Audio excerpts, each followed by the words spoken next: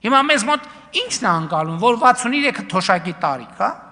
Հա, 63-ը թոշակի տարիք, հա։ Բայց ես ուզում եմ, ես առաջարկում եմ մի հատ ուրիշ վարժություն անենք։ Իսկ կարող է 63-ը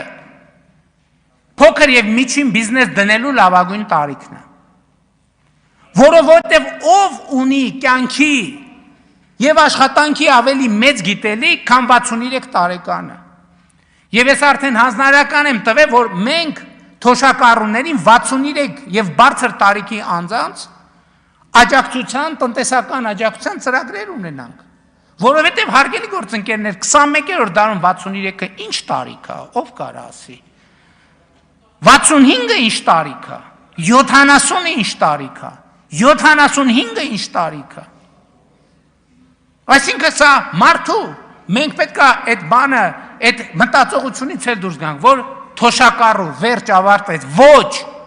63 տարեկանում կյանքը չի ավարտում, 63 տարեկանում կյանքը սկսում է։